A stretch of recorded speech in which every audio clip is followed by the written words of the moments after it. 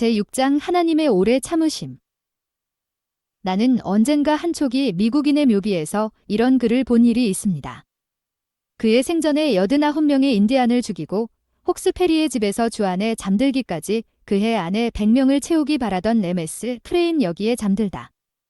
나는 그것을 읽으면서 무엇인가 잘못되었음을 느꼈습니다. 그는 하나님의 성품을 오해하고 있었습니다. 내가 라시에라 대학에 다니고 있을 때 우리 일행은 할리우드볼의 유명한 설교자의 설교를 들으러 갔었는데 그날의 주제는 유황불 냄새와 지옥의 비명 소리에 대한 것이었습니다. 그가 단상에서 호소할 때 사람들이 진노한 하나님으로부터 자비를 구하기 위하여 앞으로 나왔습니다. 그날 밤 집으로 돌아오는 길에 우리 차가 벼락을 맞았습니다.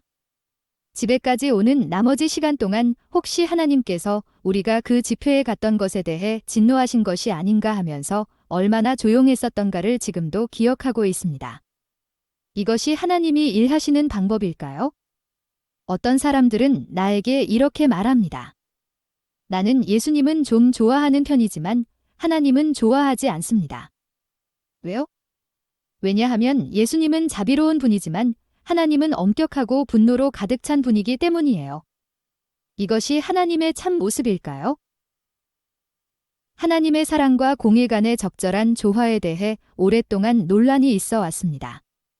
값싼 기독교 상표는 그분을 사랑, 감미로움 그리고 빛으로 즉 결코 누구에게도 해를 입히지 않고 결국은 모든 사람을 하늘에 들여보내시는 하나님으로 나타내고 있습니다. 또 다른 극단적인 견해는 하나님은 엄하고 가혹하며 할 수만 있으면 그의 피조물을 멸망시킬 기회만 찾고 계신 분이라는 것입니다. 그리고 단지 소수만이 불타는 지옥의 파멸을 벗어날 수 있다는 것입니다. 하나님의 품성에 대한 이러한 오해가 사람들을 종교로부터 멀어지게 해왔습니다.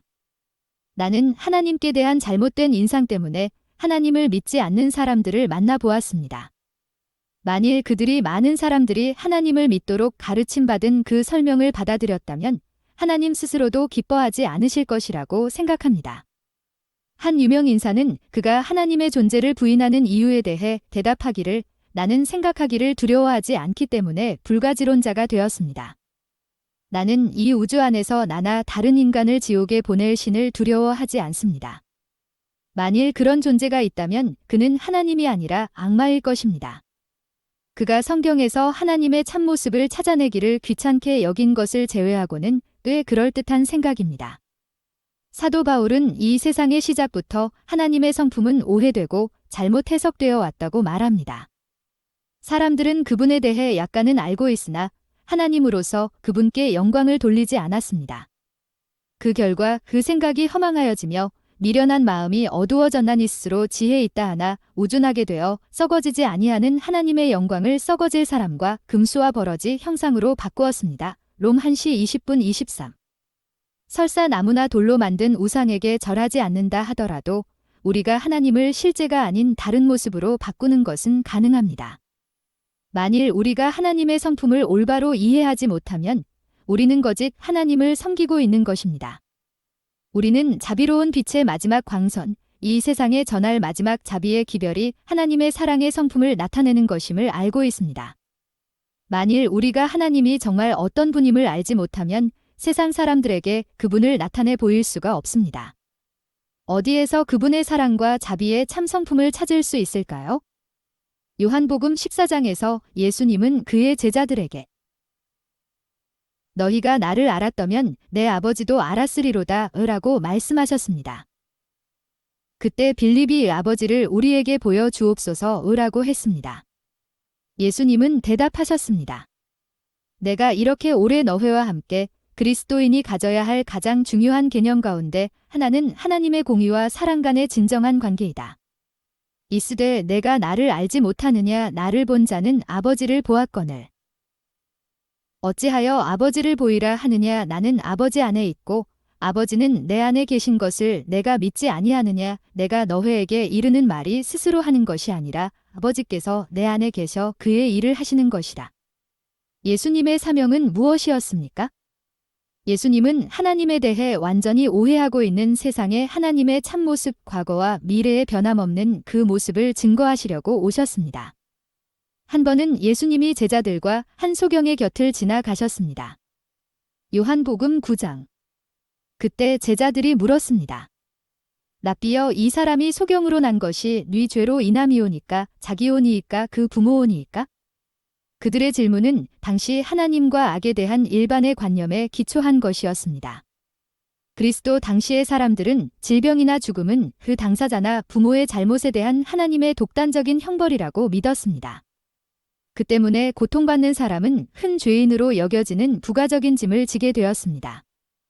예수님은 질병과 고통은 사단에게서 오는 것이라고 설명하시면서 그들의 오해를 바로 잡아주셨습니다. 그러나 간교한 사단의 함정 가운데 하나는 그 자신의 악한 속성을 하나님에게 전가시키는 것입니다. 그 결과 수세기에 걸쳐 수백만의 사람들이 고통과 질병 그리고 죽음에 대해 하나님을 비난하게 되었습니다. 한 번은 예수님이 예루살렘으로 가시는 길에 사마리아를 지나가셨습니다. 한 마을에서 제자들이 하룻밤을 묵어가기를 청했는데 거절을 당했습니다. 그러자 그들은 하늘에서 불을 내려 사마리아인들을 멸망시키도록 예수님께 구했습니다. 예수님은 너희는 무슨 정신으로 말하는지 모르는구나. 인자는 사람의 생명을 멸하러 온 것이 아니요 구하러 왔노라 고 대답하셨습니다. 누가복음 9시 56분.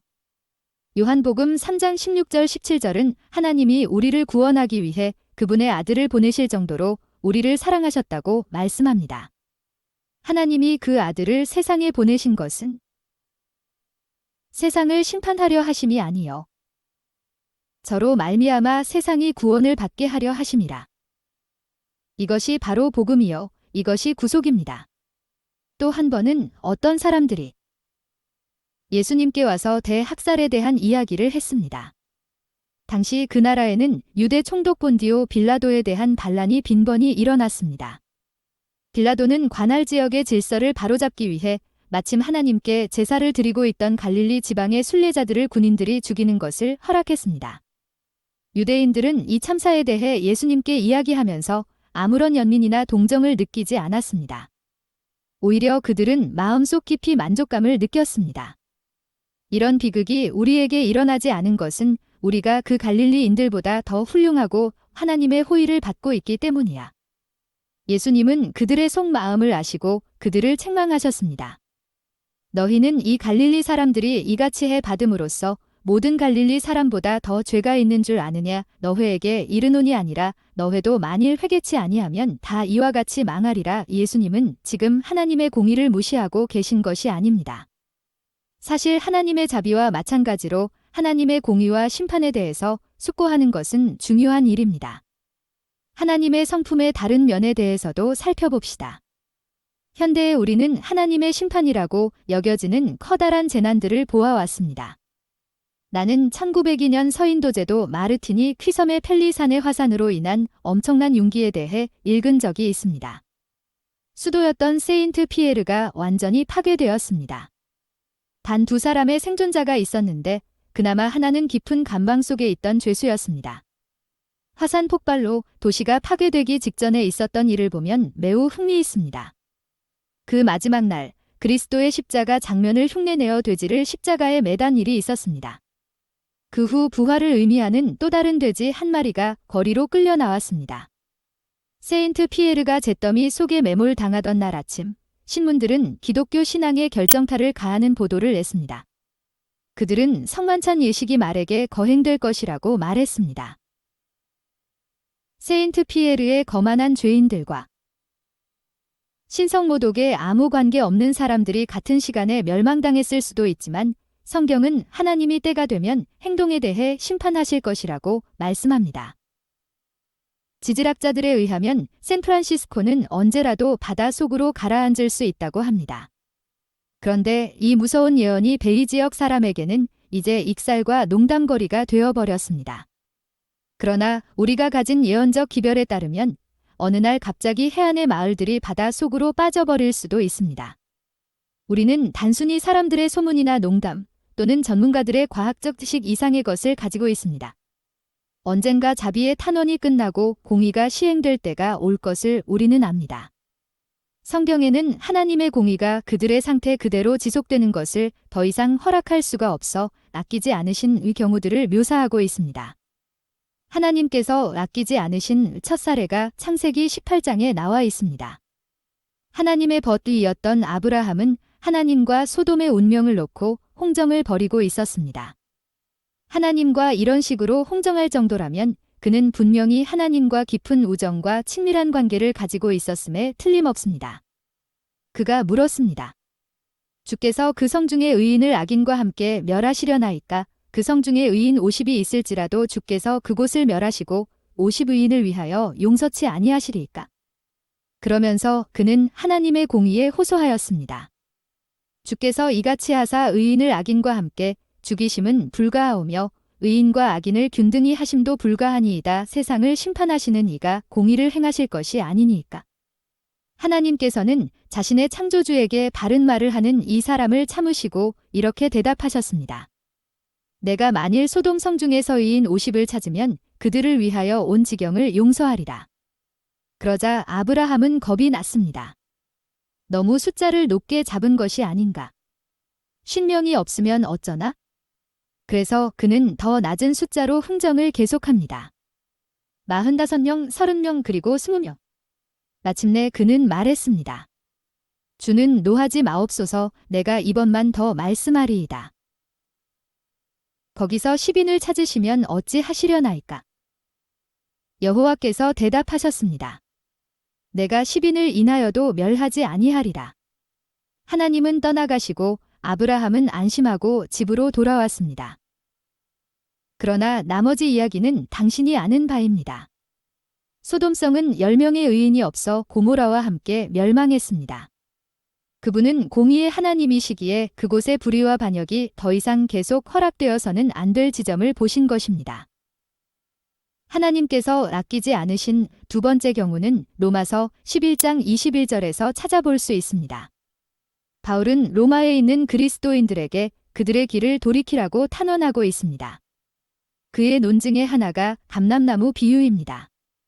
그들이 참 감람나무에 접붙여진 돌감람나무임과 하나님께서는 원가지인 유대 민족이 그분의 자비와 공의에 있어서 한 민족 전체로서 더 이상 아끼실 수 없는 지점에 왔기 때문에 원가지를 잘라버리신 것을 바울은 그들에게 상기시켜 주었습니다.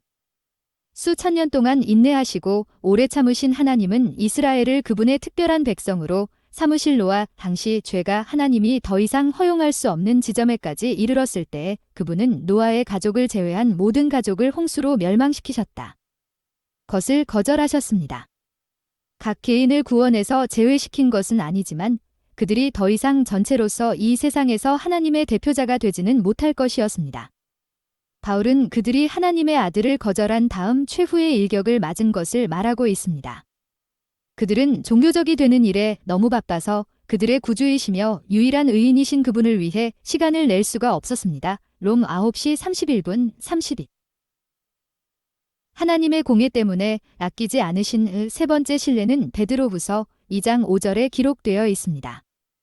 하나님께서 옛 세상을 용서치 아니하시고 다만 의의를 전파하는 노아와 그 7 식구를 보존하시고 경건치 아니한 자들의 세상에 홍수를 내리셨습니다. 오직 8사람 만이 구원을 받았습니다. 왜 그렇습니까?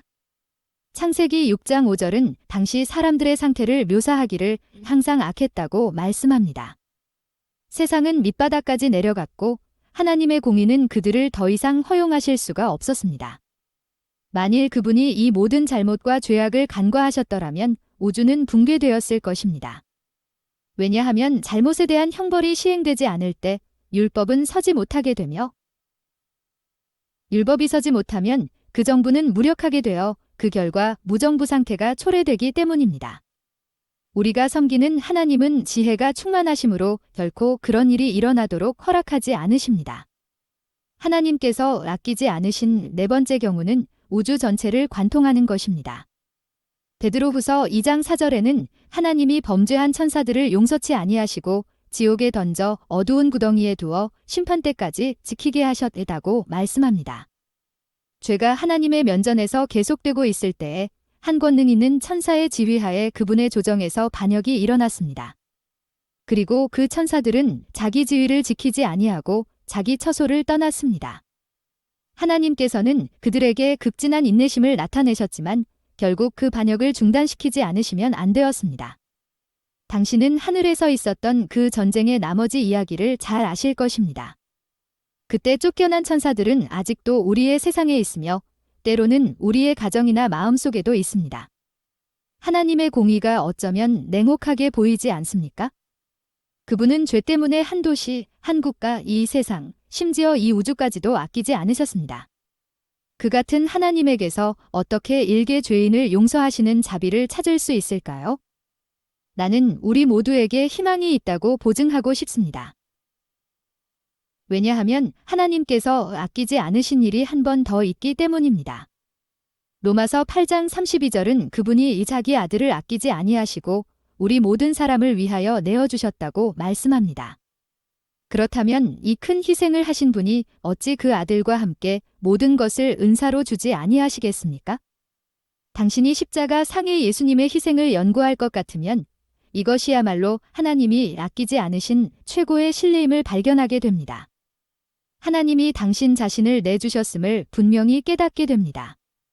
이것은 결코 하나님께서 그 아들에게 내려가도록 간청하거나 또는 예수님께서 성난 아버지를 향하여 이 사람들을 용서해달라고 간구하신 것이 아닙니다. 그러한 개념과는 거리가 먼 것입니다. 오히려 이 큰 희생의 아버지와 아들이 함께 연결되어 있음을 볼 수 있습니다. 두 분 모두 구속의 계획을 위해 일하셨고 그분의 아들을 주심으로 하나님께서는 모든 것을 주셨습니다. 하나님께서는 그 자신을 주실 수 있었던 것보다 큰 것을 주셨습니다. 예수님은 하나님께서 우리에게 주실 수 있는 가장 큰 선물이었습니다. 하나님이 친아들을 아끼지 않으심으로 그분의 공의는 변함없이 진실한 것이며 그분의 사랑도 진실한 것임을 보일 수 있게 되셨습니다. 여러 세기 전 어느 날 예수님은 아버지와 긴밀한 대화를 나누셨습니다. 천사들이 그것을 주목했습니다. 긴장되고 무거운 분위기였습니다. 죄가 들어옴으로 하나님의 본래 계획이 얼마나 파손되었는지 그리고 하나님은 그 계획을 어떻게 회복시키고자 하시는지에 모두들 의아해하고 있었습니다. 오랜 시간 후 예수님은 아버지와의 긴밀한 대화를 마치시고 나오셨습니다. 그리고 인간의 자리에 그분이 대신 죽기로 자신을 바쳤다는 사실이 알려졌습니다. 하나님께서 온 하늘 전체와 같은 그의 친아들을 주신 것입니다. 그 이상 더 그분은 주실 것이 없으셨습니다. 여기서 당신은 하나님과 예수님이 같은 목적 아래에서 십자가는 하나님의 공의의 범위를 보여준다. 우리를 구원하고자 그분은 당신의 친아들도 아끼지 않으셨다. 하나가 되신 것을 볼 수 있습니다. 당신이 예수님을 좋아한다면 곧 하나님을 좋아하는 것이요. 만약 하나님을 좋아하지 않는다면 예수님도 좋아하지 않는 것입니다. 간단한 이야기입니다. 두 분은 이 큰 구속의 계획에 함께 계셨습니다. 예수님이 나타내신 하나님의 품성을 연구해 보십시오. 예수님이 지상에 계실 때 죄인들과 어떻게 관계를 맺으셨습니까? 한 사람이 호숫가에 모인 무리 곁으로 다가오고 있었습니다. 그는 문둥병자였습니다. 그가 가까이 오자 사람들은 뒷걸음질을 쳤습니다. 그들은 그가 가까이 오는 것을 원치 않았습니다. 그들은 그 죄인에게서 전염되는 것을 두려워했던 것입니다. 그러나 예수님은 이 불쌍한 문둥병자를 가까이 부르셨습니다. 그리고는 손댈 수 없는 자에게 손을 대셨습니다. 사람들은 당신을 하나님의 저주를 받아 손댈 수 없는 사람이라고 합니다. 당신은 큰 죄인으로 취급받고 있지만 나는 당신을 깨끗하게 만들어 주겠소. 이 말씀을 하시는 분이 누구셨습니까? 그것은 아버지 하나님이셨습니다. 땅바닥에 질질 끌려 예수님 앞에 온 여인을 아실 것입니다. 사람들은 그녀를 돌로 쳐 죽이려고 둘러서 있습니다. 그러나 예수님께서는 나도 너를 정죄하지 아니하노니 가서 지는 죄를 범치 말라고 말씀하십니다. 그분의 대답 속에는 공의와 자비가 완전하게 조화를 이루고 있습니다. 누가 그렇게 말씀하셨습니까? 그것은 예수님 혼자 하신 것이 아닙니다. 그것은 하나님이셨습니다. 구약의 하나님일까요? 그렇습니다. 바로 그 같은 하나님이십니다. 어둠 속에 예수님을 만나러 온 사람이 있었습니다. 그는 자기가 거기 온 것을 아무에게도 알리고 싶지 않았습니다. 그는 신학적인 논쟁을 하려고 하면서 진심으로 제가 구원을 받기 위해 꼭 해야 할 것이 무엇입니까? 제게 무엇이 필요하지요? 하고 묻습니다. 예수님께서는 너는 거듭나지 않으면 안 된다. 하나님이 세상을 이처럼 사랑하사 온 세상을 구원하기 위해 독생자를 보내셨다고 대답하십니다. 이분은 구약의 하나님이십니까? 그렇습니다. 그분이 바로 위대한 사랑의 하나님이십니다. 어제나 오늘이나 영원토록 한결같으신 분이십니다. 십자가 위에서 예수님께 고개를 돌려가란 입술로 예수연하를 생각하소서 라고 힘겹게 말하던 사람을 기억하실 것입니다. 예수님은 그에게 내가 너를 기억하마. 내가 나와 함께 낙원에 있으리라고 약속하셨습니다. 이분은 누구입니까? 예수님 혼자이실까요? 아닙니다. 하나님도 함께 하신 것입니다. 그분은 유대인들에게 은혜의 시간을 주셨습니다. 그러나 그들은 그분을 계속 거스렸고 선지자들을 죽이며 자기들을 돕기 위해 보내심을 받은 사람들을 돌로 쳤습니다. 마침내 하나님께서는 그분 자신의 가장 위대한 표현으로 그 아들 예수님을 인간으로 보내셨습니다. 그들에게 다시 한번 기회를 주자. 하나님의 영광과 자비에 얼마나 놀라운 표현입니까? 만일 우리가 십자가에 달려있는데 악한 자들이 우리를 조롱했다면 우리는 12영이나 되는 천사들을 불러 그 악한 자들을 제거하라고 요구했을지 모릅니다. 그러나 예수님은 그 대신 아버지여 저들을 사하여 주옵소서 자기의 하는 것을 알지 못함이니이다 라는 용서의 말씀을 하셨습니다. 십자가 이후에도 하나님의 인내가 끝난 것이 아니었습니다. 그들이 한 민족으로서 거절되고 난 이후에도 그분은 계속하여 개인들에게 회개하고 돌아오라고 호소하였습니다. 세키나의 영광이 성전에서 거두어진 후에도 하나님은 제일 먼저 제자들을 예루살렘으로 보내셨는데 그곳은 예수님이 너희 집이 황폐하여 버린 바 되리라고 말씀하신 곳이었습니다. 해를 거듭한 사도들의 선교 여행 동안 유대인들은 그들의 선교 대상에 포함되었습니다. 초대교회는 이방인만을 위한 것이 아니었습니다. 그분은 거듭거듭 기별자들을 보내셔서 회개하고 당신께 돌아오도록 유대인들에게 더 많은 기회를 주셨습니다. 스데반이 성난 폭도들에 의해 돌에 맞아 죽어갈 때 성령이 그에게 임하여 그는 다음과 같이 기도했습니다. 저들을 용서하소서. 아직 저들을 버리지 마소서. 이 이야기를 그저 그리스도 당시의 사람들에게만 해당시키지 마십시오. 그분의 사랑과 자비의 부르심은 오늘도 각 개인, 각 사람의 심령에 계속되고 있습니다.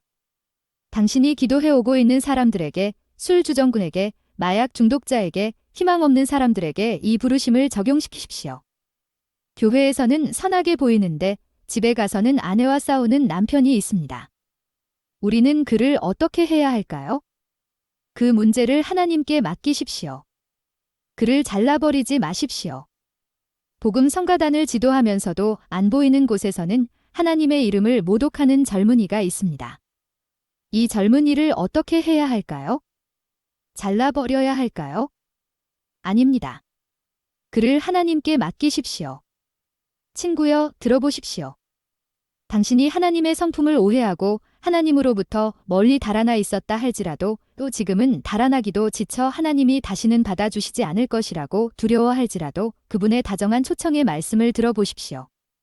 수고하고 무거운 짐진 자들아 다 내게로 오라 내가 너희를 쉬게 하리라. 십자가 앞에 엎드려 당신의 구주시오. 주님이요, 친구이신 그분과 교통하는 것이 무엇인지 발견하십시오.